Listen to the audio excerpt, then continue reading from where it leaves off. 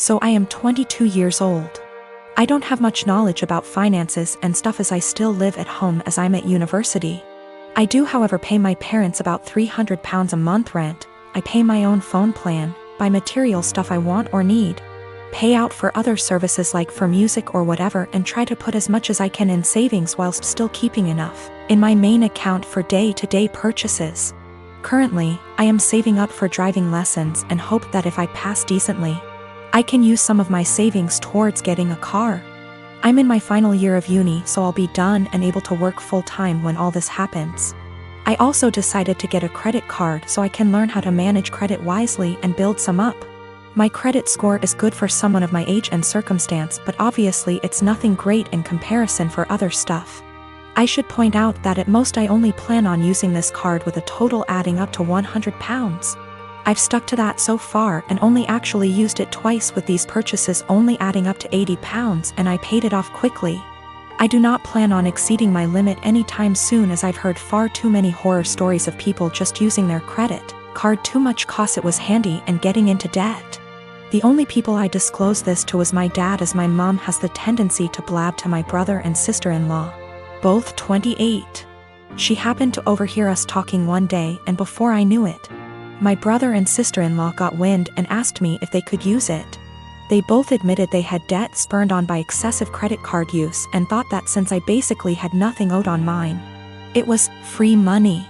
I told them quite politely that I was really uncomfortable with that idea and that I would owe the money and I can't magic up that kind of money. Things went quiet until a few days later they both turned up at the house. They were nice to start with, but basically started demanding I let them use the card, and they tried to manipulate my mother into guilting me into doing it. I got really angry, and when my brother said I owe it to them because they used to babysit me up until a couple of years ago, I laughed in their faces and walked out. When I came home, I learned they tried to manipulate my dad and he kicked them both out. My mother then tried and he told her to go too, and she is currently staying with my brother and Sil. The only person on my side is my dad, who tells me they're all trying to take me for a ride and they're trying to manipulate me cause I'm young and they think I'm vulnerable. My brother, sister-in-law and mom on the other hand think it isn't a big deal letting someone else use my card. It's really messing with my head, and I just want everyone to stop being in an argument. My apartment complex didn't do traditional trick or treating on Halloween. Residents were advised to set out pre-packaged individual candy bags on their patios / front door areas if they wanted to participate, but the traditional knock on door, physically hand strangers candy was not permitted. So, Halloween comes and the kids are all dressed up, and each building has a scheduled time where the kids go door to door. I ended up having to work late, so my neighbor offered to walk my kids around with hers at our building's scheduled time. About 45 minutes later my kids came home with a small bucket of candy. 6 little goodie bags each from individual apartments that participated. Everything was fine. And my kids didn't say anything weird had happened. They were just excited to eat candy once they got home. The next day I took my kids to the park directly across from our apartment complex. My neighbor was there with her kids as well. The kids were playing and she took out one of those individual goodie bags with candy in it from her purse and started to loudly rummage in it. She ate several pieces of candy and my daughter eventually noticed. Ran up and asked if she could have a piece, and my neighbor responded, "Nope, this is my tax candy. Remember that this was my reward for taking you trick or treating last night." I was a little weirded out by that statement and asked what she meant. She said that since she is the one who had to take the kids out, she took 5 bags from each of my kids as a tax. Her son then chimes in and said, "You only took 2 bags from us." She responded with, "But I'm your mom. I was doing OP a favor so they get a higher candy tax." I was thinking about how to respond when I noticed that she was holding a Starburst candy and decided to just smile and nod and go back to watching my kids. I let her continue to finish off the bag of candy and then said, "Hey, aren't you vegan? You know a lot of those candies are made with animal products, right?" I explained what gelatin was and how a lot of those candies are made with it. She was horrified, Googles it, and then told her kids that they were leaving. She said something about how she was going to be sick and stormed off. Now she's giving me dirty looks every time we see her and won't let her kids play if she shows up at the park and we are there. My husband thinks I'm an asshole cause I should have either not said anything about the gelatin or said something right away when I noticed. I don't think it's my job to tell a vegan what is and isn't vegan though, and she deserved it for stealing candy from little kids. When we got home from the park after the gelatin incident, I sat my kids down and asked why they didn't tell me that the neighbor took half of their candy. My oldest kid is 6 and my youngest kid is 4. 6-year-old explained that as they went door to door during their designated trick-or-treating time, she would have my 4-year-old grab 2 bags instead of 1 from each apartment for the majority of them. She explained it to my kids that they were grabbing extra bags for her to be handed over at the end as taxation. So either freaking way she was directly taking candy from my kids or taking candy from other kids through mine. As for the authenticity of her vegan sim, I may have exaggerated when I said super vegan when I first posted this. She claims to be vegan and is very in people's faces about the benefits, etc. It's 100% about the health side. She brags about veganism curing cancer, diabetes, even some mental health issues. I have never once heard her talk about the benefits for animals. She also sells herbal tea products, customized gym clothing, etc. So she totes a pretty big vegan lifestyle. If that makes sense. Now for the gelatin. She knows what gelatin is, she knows what it's made out of, she knows that there are obvious things that she can't eat. But she had no idea that a lot of candy specifically had gelatin apparently. When I told her that they had gelatin in it, she knew what gelatin was but Googled the candies to see if I was correct. I think she is either really dumb or she eats non-vegan stuff all the time when no one's watching, and had to pretend to be horrified about it at this point. Cause a lot of you guys have pointed out that you literally can't be vegan and not know these things. I'm not vegan, I'm not even freaking vegetarian, and I know these things. I've been with my boyfriend for 11 years, since I was 15. His mother has hated me since the first day she met me. She hated me due to my ethnicity, Kosovan Albanian. She hated me due to my career. I work as a model and she decided that makes me an empty-headed, vain, shallow person.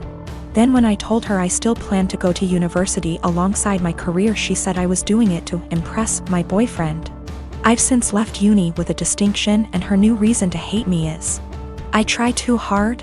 She has also insisted I've cheated on him throughout our entire relationship, which is a ridiculous claim. I've never even kissed another man in my whole life. I have zero desire to cheat and never will. Late last year she attempted to void the insurance on my boyfriend's motorbikes. She tried to do this under my name so, hypothetically, when he was arrested for riding with no insurance and called his insurance company, I'd get the blame. After this happened, my boyfriend and I agreed to cut her out, however it hasn't stuck. She left my boyfriend alone and respected his wishes for NC, but she's continued to contact and harass me. This leads to the last few weeks. My boyfriend works as a motorcycle test rider and he got in an awful motorbike crash while working. As such, I now need to care for him. I'm okay with that and I'm focusing on seeing it as an opportunity for us to get closer. It's been nice, honestly. However, his mother has been awful to me. She's called me litany of terms. From things as tame as stupid to things as awful as a nasty Serbian half-breed. I'm not Serbian and she's well aware that calling a Kosovan a Serb is offensive. I tried to block her, so she started making new iMessage accounts and began to continuously harass me via those accounts. Then came Friday night. The police turned up at our door. I was pretty confused and was quickly told they were there to do a welfare check as they'd received multiple claims of horrific abuse I was apparently putting my poor boyfriend under. Obviously they quickly discovered he was fine, albeit grumpy, and they left. I know for a fact it was his mother. Some of the details the police mentioned made that obvious. I'm now at a point where I've realized I literally cannot do this. I'm going to press charges against her for the insurance and harassment. It's a crime in the UK. And I'm likely going to sue her for damages. For the sake of my mental health, I need to do this. I don't want to be a victim and she needs to be forced to stop. I have mentioned my intentions to her if she doesn't back off, and she's pretty much mocking me and saying I won't. I absolutely will. I just feel like this morally may make me an awful person. She sucks, I know this. However, she's old and miserable enough as is, and I feel like doing this may ruin whatever small amount of life she has left. It feels like it may be too far. I really don't know though, and I genuinely cannot be objective here. I have 2 sisters that I'm close with. I also have a niece, Leah. Leah's 16, and after my ex-wife decided to split up and divorce due to infertility problems that lasted for 5 years, I started a college fund for Leah to help her go to her chosen college. That was in 2019. Now I visit my mother's home, where my sister and Leah are living, every week to spend the weekend together. This past weekend I was asleep upstairs while my mother, my sister and Leah were in the kitchen. I came downstairs to grab a glass of water and heard my sister talking about my ex-wife expecting a baby with her new husband. This struck a nerve and I kind of froze from shock. I then heard Leah react to the news repeatedly saying, "I told you so, I told you so." Then explained she's always thought that I was the one with a problem for not being able to have a baby with my ex, but that I was too afraid to admit due to fragile masculinity. I could not believe what she said, but what made it worse is her following statement about how my ex was smart to get a divorce before it was too late.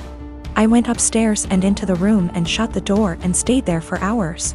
Mom and sister saw me about to leave and insisted to know what the problem was. I didn't want to argue, but I told them that I heard what Leah said about me. Leah stopped eating and got quiet. My sister tried to play dumb, but I told her I heard their entire conversation about my ex-wife and her pregnancy news. My sister tried to backpedal, saying Leah is just a kid who doesn't know much about this stuff and was just spouting nonsense. I told them I don't want to talk about it and they refused to let me leave, but I left eventually.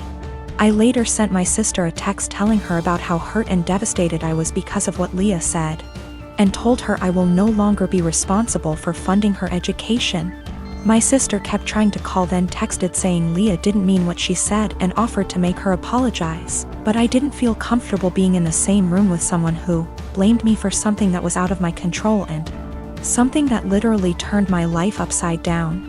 My mother tried to get me to come over so we could talk, saying Leah doesn't deserve me turning my back on her like that. I haven't seen my sister nor Leah after what happened, but they are still trying to contact me, which means there's still a room for a discussion, and so I decided to go see them tomorrow. Sit down together and have a long conversation. But this, I admit that I was mad when I told my sister about the college fund cancellation. I love Leah so much and see her as my own daughter. Unfortunately, her dad, my brother-in-law, is deceased, and so I understand losing a parent at a young age and relate to the kind of hurt she carries inside. Lost my father in an accident when I was 11, and I think that sitting down and talking things out is the best option before I make any decision. Also, one more thing to clarify, both my ex-wife and I were having these fertility issues. Both sides, but since my ex-wife got pregnant soon after her new marriage, then my family thought that I was the problem originally. It is what it is, and I'm learning to not words get in my head so easily. I'm not mad at anyone, I'm just trying to move on with my life like anybody else.